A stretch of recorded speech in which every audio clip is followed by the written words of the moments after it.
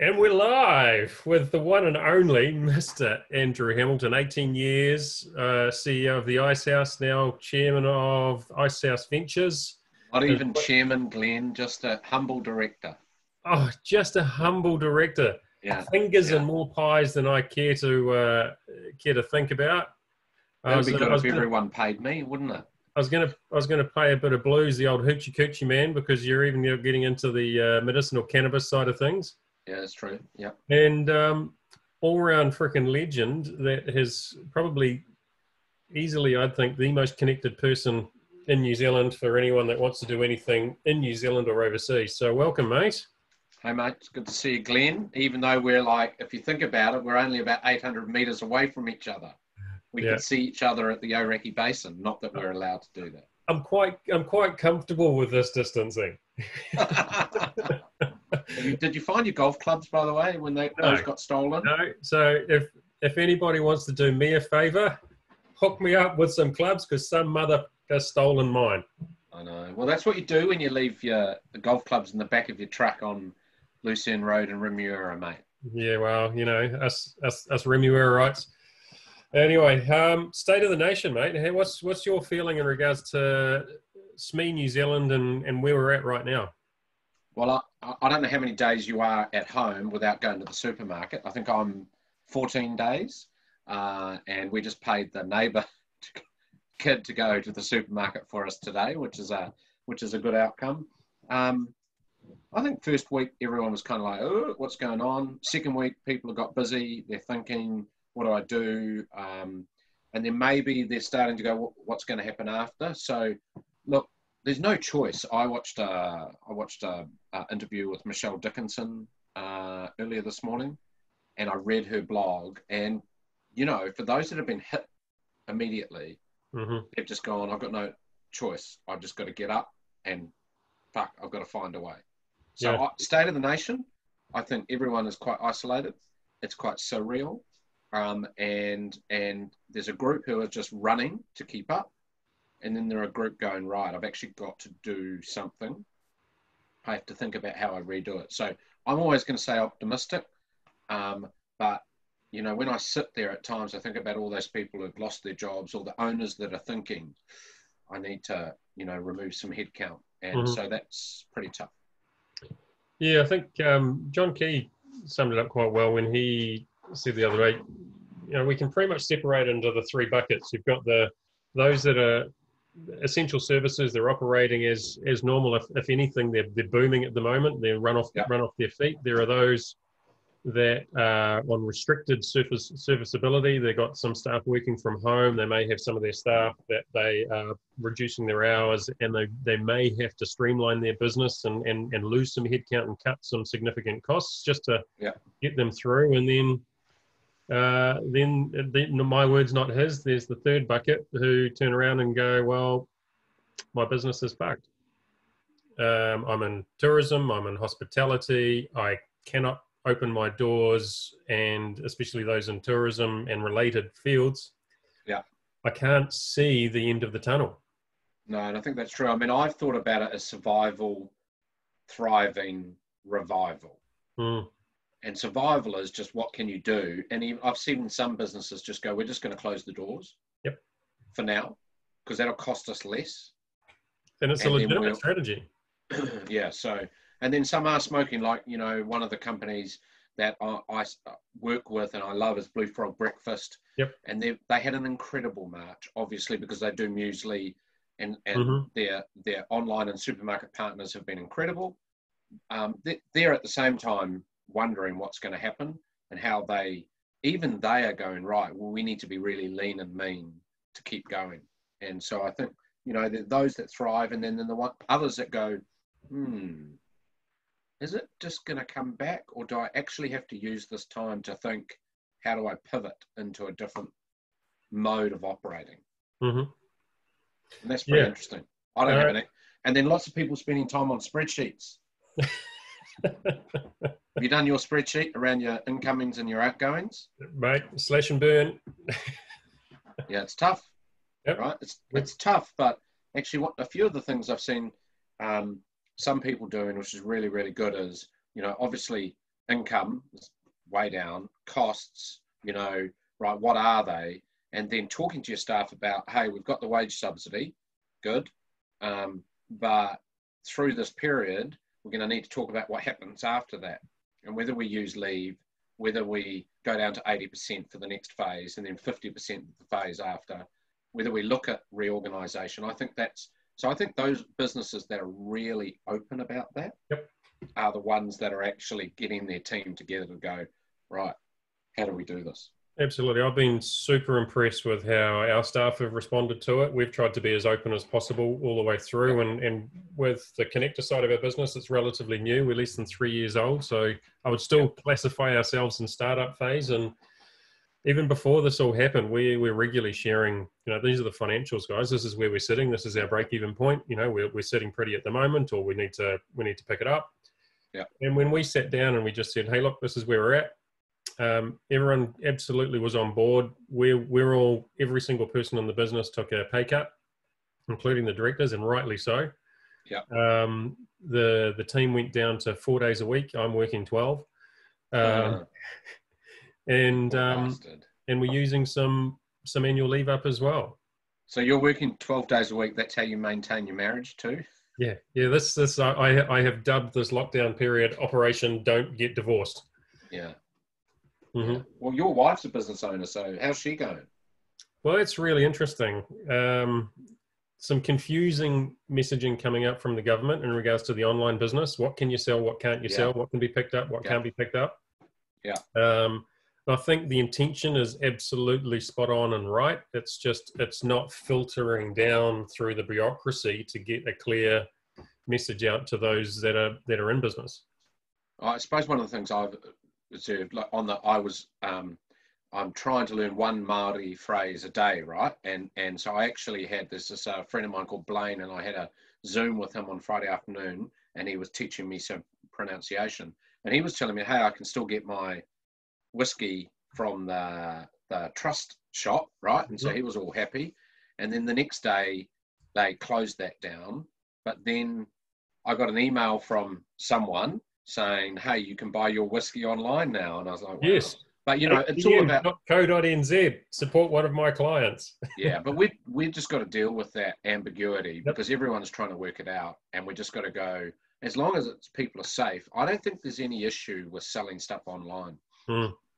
As long as there's safety protocols in place. And we've got to keep the country going because if we're not earning money, and we can't risk health, but if we ain't earning money, we're going to be way back. Yeah. Way back. Yeah. I'm just going to bring up something here very, very quickly for you. There is a fantastic card game that was being produced by a New Zealand business called Game Kings, called Takaro, and it is a Te Reo Māori language game. How do you spell it? Takaro. And if you go to Game Kings, .co.nz, gee, there's a plug for you. You can get that. It's $29.95, and it's awesome. It's absolutely awesome. What about SOS Cafe? I don't know if you've heard about that, which is David Downs launched this voucher-based business to support your local cafe or retailer. I think they've launched it 5 days ago, and they're up to 275,000. 275,000 in revenue in 5 or 6 days, where you just pre-order your coffee and you can get it, you know, when we open up again, you can get that coffee. That's epic. So it is amazing. Even in the shit world that we're in, you know, people are finding ways to survive and help each other, which I think is pretty cool. Yeah. Thanks for the nudge, Nigel Fowler, as well. I've chucked the link to that multi-card game in the chat. So if anyone wants to grab that, go ahead and do it. So the Small Business Advisory, it's not a panel anymore. What's happening there in regards to your involvement and advising the minister? And so there was the Small Business Council, which was chaired by Tembi Powell, who's now the Mayor of Tauranga. And we met, there was about 13 of us, and we met for a year. We finished in June, July last year, presented our report to the Minister for Small Business, and that was released on the MB site and all of that. It was always going to be a year. And then essentially what happened is that the minister has taken those recommendations, worked with MB, and was in the process of prioritising the actions and taking them forward. And then we had COVID. But 4 of us have been appointed as advisors to the small business minister, Stuart Nash. And so that's Deb Shepherd, myself, Leanne Watson from the Canterbury Chamber of Commerce, and Alison Lawton from AVID, which is in Rotorua. And we've been working informally with the minister and MB. We've had about 2-3 meetings around the prioritisation of those recommendations, but more recently around responding and supporting the minister in some of the policy stuff around COVID and, you know, how small business can benefit, recognising, man, you know, there is just a lot going on and a lot is changing every day. It's hard. You know, we can be a sounding board to stuff, but you've got to be inside that group of government advisors, officials to, you know, really get traction. So it lives, and there's a really good MB team, I think, in small business that is proceeding down that track. But again, COVID has kind of thrown a lot out, right? So what can we not necessarily expect out of central government for SME, but what do you, because I don't want, you can't say what they're doing, right? But what would you like to see? Might lose my job as the What small business advisor. Look, I think, so the machinations of policy are, you know, are quite challenging because you don't, like, this is not about picking winners. And I think we were really driven at the council for broad measures that impacted a lot of SMEs, not narrow measures that impacted a small number. And so when we think about the work that we have been trying to do, it's like, what's going to impact on tens of thousands of SMEs that will make a difference? Yep. The wage subsidy was a big thing. And the speed with which people could get the wage subsidy was a really big thing.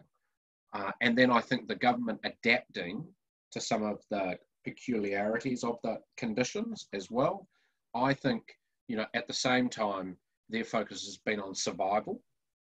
What do we do?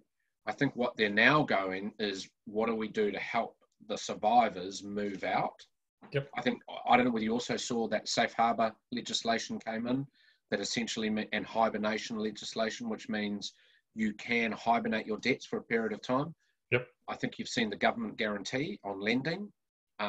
We have a concern about that around speed and ongoing. It's just taking 7 to 10 days for a bank to get back to an SME who wants that emergency lending.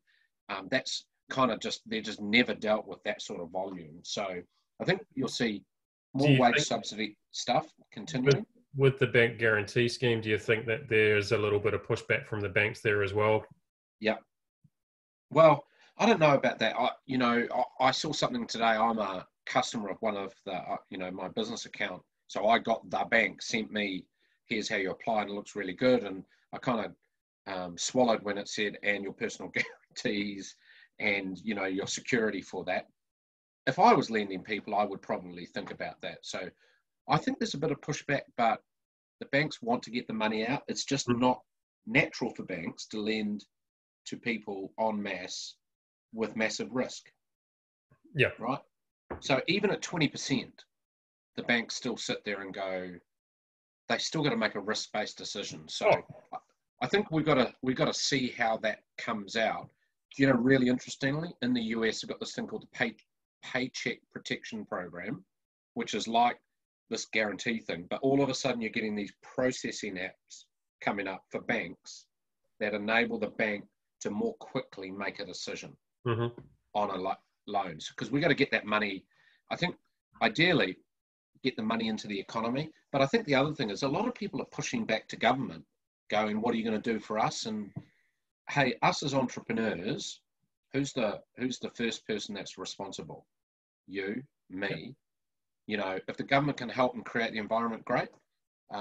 So I don't know what you might see. I think you might also see some support maybe around the digital, the future digital side, you know, around how businesses need to be way more digital. That's a great opportunity. And you, with your community, will know, and you've been a leader in that, that there's a massive need and opportunity there.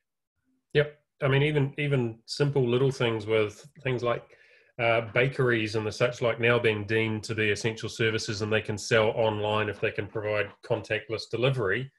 How many bakeries have actually got a website that you can do e-commerce? Well, and I saw Zeal, David Kelly from Zeal.com actually just came out with, I think, I don't know whether it's free, but it's a free website with e-commerce capability with a 2% transaction fee for New Zealand firms, because he saw there was an opportunity to help get more New Zealand companies being e-commerceable. And I think that's pretty cool, because we need to do that. Yep. We need to get more trading. And, you know as well, there's going to be way more local stuff going on. Yeah. People are going to start trading with it. I'm hoping the local butcher is going to come back. Yep. I'll support them. And the guys, the local platform, Rocket Spark, have come out with a great solution for e-commerce. It's going to help those traditionally bricks and mortar stores do this at a low cost way as well. Yeah. I really want to talk about Manaaki. So there you go. At least you pronounce it right. I'm not going to bastardize that. How have you got involved with the team at Indigo, and what was the genesis of it? How did you come up with the ideas? So Manaaki is a kind of an emergency business support forum for small business in New Zealand, right? And Manaaki itself means to love, to care for, to look after, and support. And where it came about 3 weeks ago, the team at Indigo, where I'm a partner of, it's kind of like an innovation agency with Pat MacFie, who's ex-Xero, Monty Betham, and they've got a couple of other shareholders in Dillon Boucher, Ardie Savea, and Roger Tuivasa-Sheck. They were all sitting there saying, man, this COVID thing's pretty bad. What could we as a small business ourselves do for small business? That was on a Monday.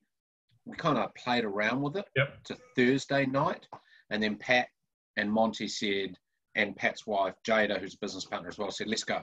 So we actually started coding the platform. And the whole idea was, man, there are all these fancy people like you, Glenn, like me, who know stuff.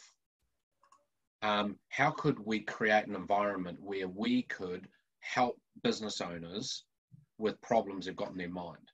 Yep. When we started, we thought, we might go into lockdown. And so we were kind of, well, we might not. We're just like, wouldn't it be cool if you could answer one question for an SME owner about your landlord, about HR, about whatever? And then we went into lockdown. And so Manaaki is basically a place for business owners, SMEs, to ask a question that they're troubled by or with. And then we've got about 125 advisors across a bunch of categories, like brand, marketing, digital, creative, fashion, retail, who can go, here's an answer. And, it's pretty cool. When we had the idea on a Thursday night and we launched it on the Monday morning, the next Monday. Yep. And I'm not going to say it was crap, but, we had stuff falling all over the back end. And we had a few people who were like going, ooh, what's going on? And we're like, well, we've stood up a site in 4 days. Yeah. It hasn't fallen over, and we'll just tell us what's wrong with it, and we'll get it better on the next, because every day we reshipped live. So it's pretty cool. Oh, look, I think it's amazing. Have you got an idea of the volume of questions that have been coming through? I think it's got to about 9 pages of questions. The moderation's pretty interesting. I've even enlisted my wife to be involved in the moderation. We sit there at night doing the night shift, which is hilarious, sitting next to each other. And I've got an admin thing, which the whole Manaaki team is freaking out about, because they're like, don't let that guy push the button. But 10 pages of questions, really broad range. I think the thing that I love about it is there were some gnarly questions in there. For example, a sole operator got the subsidy on the 29th of March, right? So he got the subsidy. Technically, under tax rules, he has to disclose all that income in the March year. So he was like going, ooh, I never thought that. I would have waited until the 2nd of April to apply. So we actually went to the IRD and said, and they went, yeah, that's a bit unreasonable. So they went, under this provision of the Act, he can just apportion the 3 days into this year's, which is amazing. I think the other thing I'd say is, which I love, and Manaki is MANAAKI.io. What I love about it is, share the link in the chat. Yeah. What I love about is we've got some incredible HR and talent advisors who are working, for example, at Vector, at Auckland City Council, at ACC, who have big teams of people who deal with these HR complex issues, who are going, they're happy to help small business owners. And so it's quite a beautiful thing getting these people coming together. And we're really simple. Ask a question, find an answer. And then a bit of inspiration as well. We've just started doing podcasts with Rachel Smalley as well, doing about 2 to 3 a day and standing those up. Yeah, and I think I just want to reiterate and make it absolutely 100% abundantly clear to everyone. This is free for people to access. Weren't we charging? I thought we were taking a portion of income. Yeah, no. Oh, is that why you're spending 17 hours a day? Don't say that. I'm still being paid by the Ice House. Yeah, no, it is free. And we just at Indigo, it was like this would be our gift to do that. Mm-hmm. And then we've had some amazing people come to us. So IAB, I never knew what IAB was. It's the Interactive Advertising Bureau of digital online advertisers. They came to us and said, we just think Manaki's cool. How about we bring our advertisers like Stuff, NZME, TVNZ, Horizon Media, MediaWorks, and actually, an RI9 as well, I think they're called, and say we can give you some inventory and partner with you as well, which is cool because... And they're a nice house tenant. What's that? And IAB are a nice house tenant. Yeah, I know. You learn something every day. But the thing I would say as well, Glenn, is, the challenge remains how we help the SMEs. If they ask questions, I'm pretty confident we can answer most and give them some comfort and some direction. It's how we get more owners and small business asking that question. That remains to be our challenge. Yep. And likewise, it's not only is the platform free, you've got 120 something people that absolutely know their shit. Yeah. That like those people in corporate and those big HR roles are earning big money, are giving their time to help these business owners. Yeah, and look, when you look at the cross section from Anna Stratton, like the gold. When she had actually another business owner saying, what do I do with all my landlord, my landlord? She was just like, here's what I did, here's my legal template, and here's what the response was. And she wasn't being nasty. She just said, this is how I laid it out. Peter Cullinane, Stefan Lampionka, Fiona and Helena, who are the Vector and ACC people. I just think there's some incredible people because they, I think, realise how hard it is for small business. And my kind of visualisation of this is it's a 3D game of whack-a-mole. Yep. Right? Without a standing base. In the past, it's always like whack one. At the moment, you like spinning all over the place because there's just one shit after shit after shit every day. It's horrendous.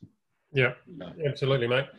And so I've shared the Manaki site with everyone in there. I'm going to also put a link to the Manaki site back on the Connector website where you're registered for this as well. There'll be a copy of the recording of this. So if anyone's got any other questions or anything like that in and around that, they can always follow through a little bit later on that.